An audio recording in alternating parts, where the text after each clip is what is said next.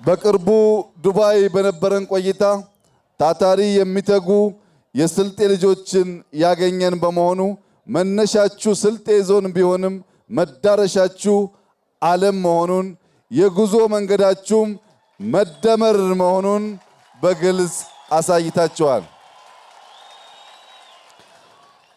ስልጤዎች መደመር መንገዳችን ብልጽግና መዳረሻችን ብላችኋል። እውነት ነው። ላለፉት 27 ዓመታት መስመር ብለን ነበር። መስመር ጠበበንና ጉዟችን ስላስጨነቀን መደመርን መንገድ አደረግነው። መስመር ጠባብ ነው፣ መንገድ ግን ሰፊ ነው። ያቻችላል፣ ይሸከማል። መስመር በጥቂቶች ጥፋት ይበጠሳል፣ መንገድ ግን ብዙዎችን አቅፎ ይሄዳል።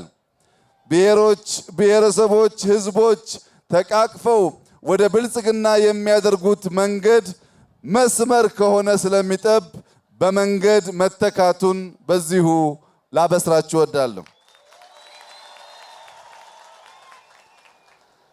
በተገኘው አጋጣሚና ጊዜ ሁሉ ከሀገር ሰው ጋር ከወገን ጋር ተገናኝቶ መጠያየቅ፣ ተቀራርቦ መመካከር ሀገራዊ ህብረትንና አንድነትን ለማጽናት ጠቃሚ መሰረት መሆኑ ይታመናል።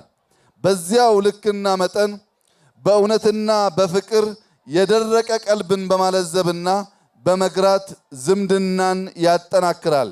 በዛሬው ዕለት በወራቤ ከተማ የተገኘነው ከስልጤና ከአጎራባች ህዝቦች ጋር ተገናኝተን የደረቀ ፍቅር የደረቀ ቀልብ ካለ በዱዓ በማረስረስ አንድነታችን ለማጠናከር ነው።